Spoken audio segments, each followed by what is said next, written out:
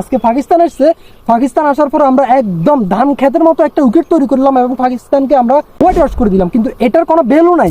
আসসালামু আলাইকুম। দুর্দান্ত জয় বাংলাদেশের, এরকম একটা জয়, এরকম একটা সিচুয়েশনে, যেরকম সিচুয়েশন বাংলাদেশের মধ্যে এখন আমরা যে একটা সিচুয়েশনের মধ্যে আছি, আমাদের জন্য এরকম একটা জয় কিন্তু অনেক দরকার ছিল।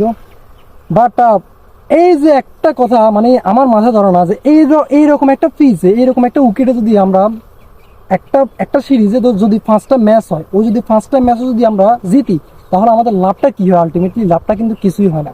দেখেন, টি-20 বিশ্বকাপের আগে অস্ট্রেলিয়ার সাথে আমরা 5 ম্যাচের একটা টি-20 সিরিজ খেলেছি, যেখানে আমরা 4টা জিতেছি এবং অস্ট্রেলিয়া মাত্র একটা জিতেছে। এরপরে আমরা অনেক খুশি হয়েছি না, রাইট? বাট এরপরে অস্ট্রেলিয়া কি করছে জানেন?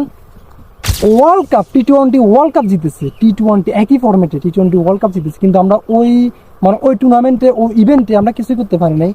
তো আলটিমেটলি কিন্তু আমাদের ইমপ্রুভটা হচ্ছে না।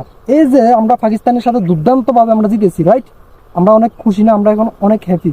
বাট এটার কি আলটিমেটলি আমাদের কি কোনো আমরা কি কোনো কিছু ইমপ্রুভ করতে পারতেছি?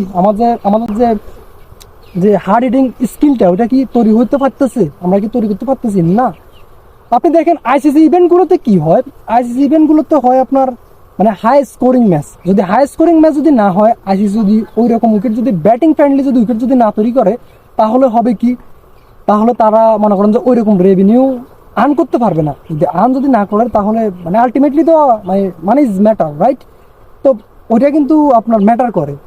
ওইটা করতে হলে কিন্তু high scoring batting friendly wicket তৈরি করতে হয়। কিন্তু যখন আমরা ওই ধরনের উইকেটে যখন আমরা ক্রিকেট খেলতে যাই বড় বড় আইসিসি টুর্নামেন্টগুলোতে, তখন আমরা ভালো কিছু করতে পারি না, বিকজ আমরা ওই ধরনের উইকেটে কিন্তু ইনভলভ না, আমরা অভ্যস্ত না। আমরা মিরপুরের মতো উইকেটে বিভিন্ন সময় খেলে থাকি।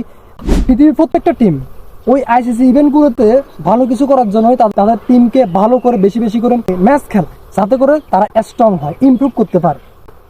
এবং ম্যাক্সিমাম টিমগুলোই কি করে জানেন? তারা হাই স্কোরিং উইকেটে ক্রিকেট খেলে। ওইটা আমাদের বাংলাদেশ খেলে না। আপনি দেখেন পাকিস্তানের সাথে আমরা যে খেলতেছি, এরা কিন্তু অলওয়েজ হাই স্কোরিং উইকেটে ক্রিকেট খেলে। তারা অস্ট্রেলিয়া, নিউজিল্যান্ড, ইংল্যান্ড এইদের মতো টিমের সাথে ওদের দেশে গিয়ে ভালো ক্রিকেট খেলে।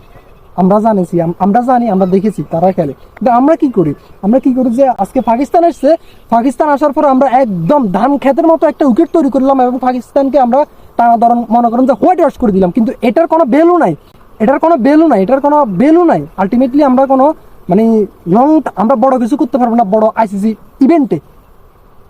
তো এগুলা হয়তো বা একটু ভালো লাগবে সাময়িক, কিন্তু আপনাকে লং টাইম আপনাকে ভালো কিছু দিবে না। হয়তোবা আমরা অনেক খুশি, বাট এই খুশি কিন্তু একদম সাময়িক। আমাদের কোনো স্কিল তৈরি হতে পারতেছে না। লিটন কুমার দাস একটা কথা বলেছিল যে এই ধরনের উইকেটে আমি যদি ক্রিকেট খেলে থাকি, তাহলে আমার নিজের ক্ষতি। আমরা যখন হাই স্কোরিং উইকেটে ক্রিকেট খেলবো বড় কোনো দলের সাথে, বাংলাদেশে জিতবো, তখন আমাদের অনেক ভালো লাগবে। আলটিমেটলি আমরা বড় কিছু করতে পারবো দেশের বাইরে, বড় বড় টিমের সাথে বা বড় বড় ইভেন্টে।